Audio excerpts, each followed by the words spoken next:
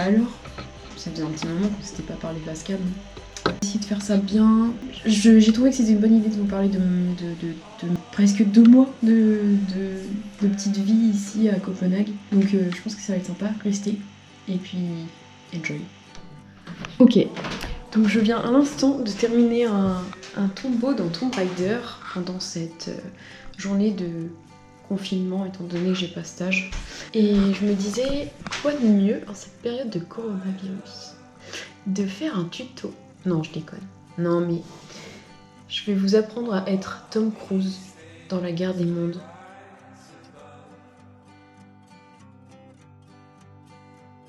It's 2 for you. It's 2 for Robbie. It's 2 for me. 1 for the house. You're not hungry either? Et pour cela, il faut vous munir de pain de mie et de beurre de cacahuète. Le plus important, ce sera de jeter votre pain de mie sur la fenêtre, de sorte à signaler votre mécontentement. Voilà, en fait, soyons tous Tom Cruise. Ok, donc pour commencer ce tuto, l'huile de tartine et je mets du beurre de cacahuète à l'intérieur. Par contre, je peux pas le balancer sur la fenêtre celui-là. Donc faites votre choix, mangez ou périssez. En l'occurrence, là, c'est un Paradiso Crunchy Peanut Butter, youtubeuse dans l'âme. Sauf que moi je vais pas faire. En fait je vais tout faire mais pas comme Tom Cruise. Moi. Non, en fait ce que je vais faire c'est que je vais le toaster parce que c'est meilleur en fait tout simplement. Et on va attendre. Ok, donc on est face à un peanut butter très liquide. Alors on dirait du foie gras. Bon sinon on va pas parler que de ça bien sûr. Je suis désolée pour ceux qui aiment pas le beurre de cacahuète, vraiment. J'ai l'impression de vous faire du mal. Dans tous les cas, profitons-en pour parler d'un truc. Alors en fait, profitons-en pour parler de ma vie au Danemark. Ce pays, il est juste incroyable. Il est très social, il est tourné vers la commodité envers ses citoyens. Et c'est pas un mythe. Et voilà, et ça se ressent vraiment. C'est vraiment génial. Les métros sont hyper fonctionnels. Vous voyez à Paris, les deux voies sont aux opposés et au centre. Le métro qui se croise, ben là c'est l'inverse. En fait, au Danemark, la voie pour les personnes est au centre et les deux métros sont sur les côtés. Et ça, c'est trop bien. Si tu te trompes de métro, tu sors pas. Juste, tu prends le métro d'en face. La voie est au centre. Donc en fait, t'as pas besoin de ressortir à l'extérieur ou t'as pas besoin de prendre des tunnels inimaginables. Le système aussi de la carte voyage est assez cool. Bon, c'est un peu cher par contre. Je pense que quand t'es citoyen là-bas, quand tu tends à vivre là-bas pendant plus de 3 mois, tu peux prétendre à avoir la carte, on va dire, annuelle. Mais moi, j'utilise pas cette carte-là, j'utilise une carte de voyage que je recharge. Et je peux recharger pour, on va dire, je peux acheter 1 mois de trajet. J'ai pas l'impression de dépenser des tonnes parce que je recharge pas tout le temps. Une fois que je recharge dès que je recharge 1 fois dans le mois, c'est bon. Bon, à part l'illusion de pas trop dépenser, en soi, c'est quand même coûteux. Après, c'est pas la ville la plus... C'est une des villes les plus chères de l'Europe. Je trouve qu'en tout cas, le prix, si on devait comparer, si on devait mettre en relation le prix avec la qualité des transports, c'est tout à fait valable. Enfin, les transports sont tellement propres et clean et tout ce que tu veux. Et ensuite, tu dois check-in et check-out. Donc tu check-in à chaque entrée dans une station. Donc chaque entrée de métro. Et en fait, il y a des petites bornes, comme on voit dans une de mes vidéos, je crois. Je remettrai un petit extrait. Ouais, donc tu check-out et c'est là qu'en fait, l'argent que tu as sur ta carte est débité.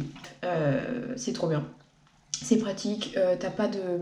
Enfin, c'est comme en France en fait, quand tu rentres dans un bus, tu check-in en soi. Sauf que tu check-out pas. Ok les gars, j'ai changé de place parce que ma batterie est tombée en panne. C'est du lait de soja, parce que j'adore ça, c'est trop bon. Enfin, il y a tellement de choses à dire sur les transports. Ils sont vraiment le reflet en fait de la ville de Copenhague. Ensuite, je vais vous parler de la sécurité, évidemment, c'est vrai, on peut sortir dehors sans avoir forcément peur, et ça c'est vraiment un atout. Alors je sais pas si c'est psychologique le fait que les gens te disent en amont, tu verras, c'est un pays très sécurisé. Autre chose, pour vous montrer à quel point c'est un pays genre... c'est juste ouf. Les bébés, enfin peut-être que vous en avez déjà entendu parler, mais les bébés restent à l'extérieur.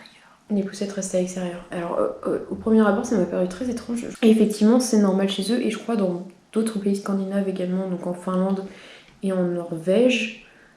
Ou en Suède, je sais plus. C'est une façon de faire très commune là-bas. C'est une façon de renforcer, selon eux, le système immunitaire de l'enfant. Pour avoir vu plusieurs cas comme ça, je peux vous dire que le bébé est 100% en sécurité. Ils mettent beaucoup de couches de couverture, bien évidemment. Certains parents emmènent avec eux des kits pour entendre si le bébé va bien. Dans tous les cas, ils ont ça, ou alors, ils prennent l'enfant et ils laissent la poussette dehors. Donc c'est assez drôle.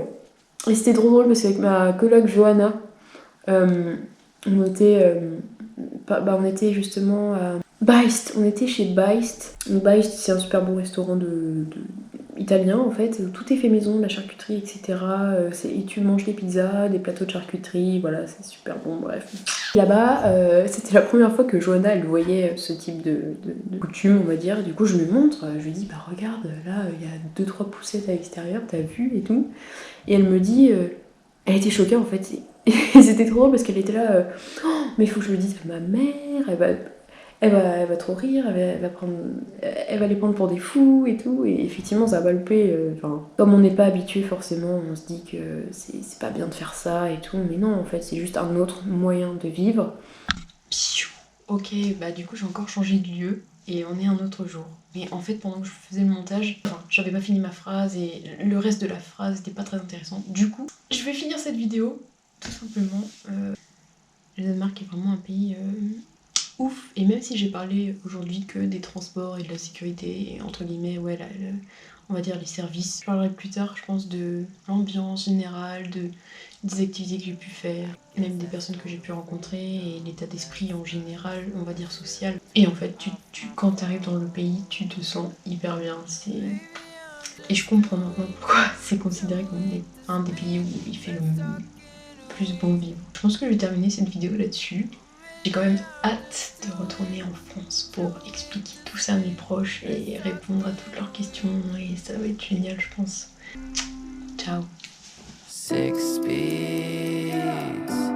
speeds on my bike.